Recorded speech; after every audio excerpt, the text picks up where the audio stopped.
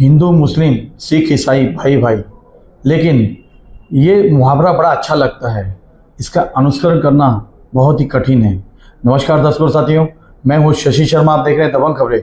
दर्शकों, आज हम 145 विधानसभा के प्रमुख एडवोकेट रवि व्यास के कार्यालय में मौजूद हैं और जिस तरीके से शहर में गौ मांस को लेकर, तो कभी बकरे को लेकर, तो कभी जय श्री राम के नारों को लेकर नया नगर हमेशा विवादों में रहता है। और आज जिस तरह से घटना हुई है, गौ मांस पकड़ा गया है और गौ मांस का विरोध करने वाले बजरंग दल और विश्व हिंदू परिषद वालों के ऊपर हमले किए गए, उनको मारा पीटा गया। तो आइए जानते हैं रवि व्यास जी से क्या कहना चाहेंगे। आखिर में क्यों इस तरह से लगता है कि नया नगर जो है वहाँ पर शरिया कानून चलता है? ऐसा तो नहीं कि नया नगर को जिस तरह से लोग अभी बोलने लग गए हैं कि नया नगर पाकिस्तान का हिस्सा तो नहीं, क्या कहेंगे आप?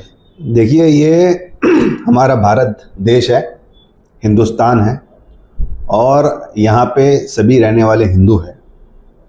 हिंदू का अर्थ ये है कि हिंदू कोई धर्म या संप्रदाय नहीं है, बल्कि हमारी भारत की राष्ट्रीय संस्कृति है। हमारे मीरा भाईंदर शहर का इतिहास रहा है कि जब 92 में पूरे मुंबई में दंगे हुए थे, लेकिन हमारे मीरा भाईंदर शहर में एक पत्थर भी नहीं मारा गया था। हमारा शांति प्रिय लोगों का, सभी भाईचारे के साथ में रहने का इतिहास है।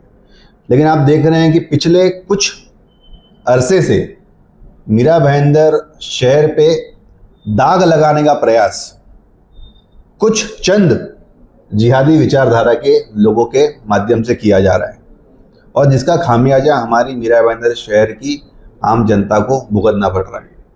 आज का जो किस्सा है, आपने देखा किस तरीके से कानून के विरोध में जाके, जहाँ पे गौ हत्या पे पाबंदी है, गौ मांस की बिक्री पे पाबंदी है, उन सभी कानूनों को तोड़ते हुए आज गौ हत्या करके गौ मांस की बिक्री हमारे मीरा भाईंदर शहर के नया नगर परिसर के अंदर करने का प्रयास किया। गौ रक्षकों ने, विश्व हिंदू परिषद के कार्यकर्ताओं ने उस गौ मांस की गाड़ी को पकड़ा, ड्राइवर को पुलिस के हस्ते किया, उन कार्यकर्ताओं के ऊपर जानलेवा हमला करने का प्रयास किया गया, लेकिन पुलिस सही समय पर पहुंच गई और ड्राइवर को और बाकी लोगों को अपने कब्जे में किया। आज हम नया नगर पुलिस स्टेशन में गए थे और हमने पुलिस कमिश्नर पांडे साहब से बात भी किया और उन्होंने एफआईआर करके इस किस्से के ऊपर संगीन दखल लेते हुए सभी आरोपियों को पकड़ने का प्रयास शुरू कर दिया है। कमिश्नर साहब के इस प्रयास के लिए हम धन्यवाद व्यक्त करते हैं।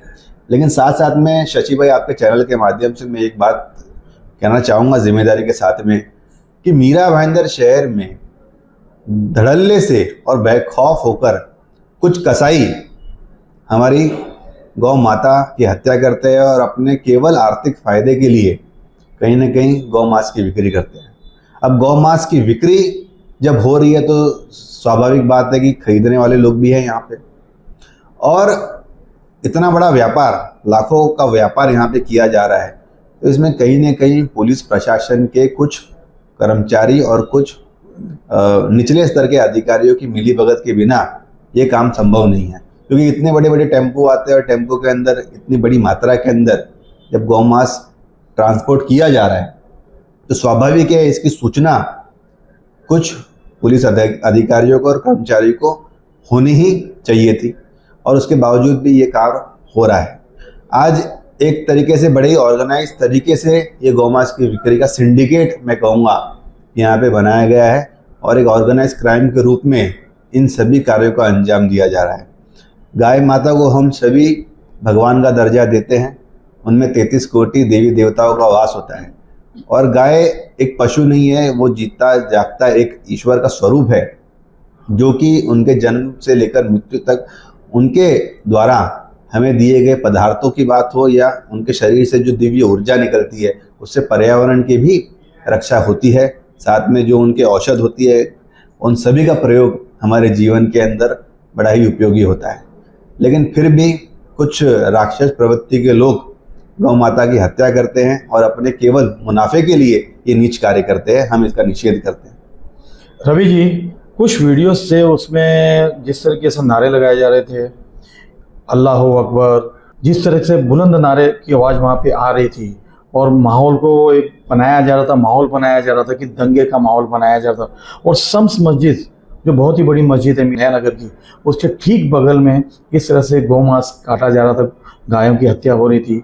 तो इस तरह की घटनाओं पे किस तरह से नेता, जो यहाँ के शहर के नेता जिनकी जिम्मेदारी बनती है, वो मिल बैठकर साथ में क्यों नहीं अंकुश लगाना चाहते हैं? निश्चित रूप से सभी समाज के प्रमुख नेताओं को, धर्म गुरुओं को, स्थानिक राजनेताओं को अगर कोई इस तरीके की कानून विरोधी गतिविधियां या समाज को चोट पहुंचाने की जो गतिविधियां अगर सामने आती है तो उन्हें सामने आना चाहिए, चाहे वो किसी भी समाज के हो। उन्हें खुद को अपने समाज की नैतिक जिम्मेदारी लेते हुए ऐसे जो भी आरोपी है उन सभी आरोपी की रक्षा ना करनी चाहिए, केवल उन्हें उल्टा सजा मिलनी चाहिए। उसके लिए खुले तौर पर सार्वजनिक रूप से प्रयास करने चाहिए और आह्वान करना चाहिए कि भाई ऐसे जो भी कार्य के अंदर सम्मिलित होगा उसके ऊपर कानूनी सख्त से सख्त कार्रवाई की जाएगी। मैं तो कहना चाहता हूँ कि पुलिस डिपार्टमेंट इन जितने भी बुचर्स है, जो कसाई है, इन सभी का आप डेटा बनाइए और इनके जो कारखाने हैं या जो इनके जितने भी कत्ल खाने हैं उन सभी पे हर रोज़ पुलिस डिपार्टमेंट को विजिट करनी चाहिए और जांच पड़ताल करनी चाहिए कि इनका जो मांस रखा है वो कौन सा मांस है, कहीं उसके अंदर गोवंशज तो नहीं है। और इसकी जो रिपोर्ट है वो उच्च स्तरीय डीसीपी लेवल या सीपी लेवल के अधिकारियों को रिपोर्टिंग की जाए। कहीं ना कहीं इसके बाद में नियंत्रण आ सकता है। और ये जो सिंडिकेट, ऑर्गेनाइज क्राइम का जो सिंडिकेट चल रहा है, इस सिंडिकेट को जल्द से जल्द तोड़ने की आवश्यकता है, नहीं तो फिर आम आदमी जो है वो त्रस्त होगा। और जिस तरीके से गौ माता के साथ में जो उनका कत्ल किया जा रहा है, वही अंजाम अगर किसी दिन किसी कसाई के साथ में जो गौ माता के साथ में ऐसा दुष्कर्म करता है, अगर उसके साथ में अगर हो गया तो इसमें कोई आश्चर्य की बात नहीं होगी। रवि जी, मैं आपसे आखिरी सवाल करता हूं। मीडिया की बहुत ही बड़ी महत्वपूर्ण भूमिका होती है, लेकिन मीडिया जिस तरीके से एक तरफा खबरें चलाता है तो ऐसे माहौल में क्या असर होता है उसका? देखिए, मीडिया हमारे देश का एक चौथा स्तंभ है। जिस तरीके से हम कहते हैं कि न्यायपालिका के साथ साथ में मीडिया की भी अपनी जिम्मेदारी होती है कि वो सच्चाई को जनता तक और प्रशासन के सामने एज इट इज़ ट्रांसपेरेंट तरीके से दिखाई जाए। और समाज के अंदर मैं जिम्मेदारी के साथ में ये भी मानता हूँ कि किसी भी समाज के अंदर 100% लोग जो है वो सही नहीं होते। हर समाज के अंदर कुछ ऐसे लोग होते हैं, चाहे वो किसी भी धर्म या किसी भी संप्रदाय के हो, जो कि अपने स्वार्थ के लिए, अपने आर्थिक फायदे के लिए, पैसों के लिए अपने ज़मीर को भी बेच देते हैं, अपने धर्म को भी बेच देते हैं।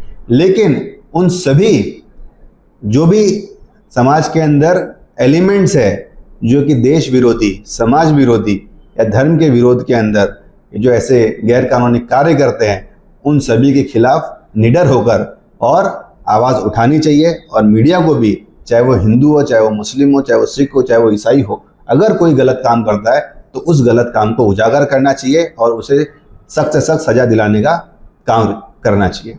देखिए किस तरह से एडवोकेट रवि व्यास ने बड़े ही कड़े लहजों में कहा है कि मीडिया की बहुत ही बड़ी जिम्मेदारी होती है और निष्पक्ष भूमिका निभानी चाहिए।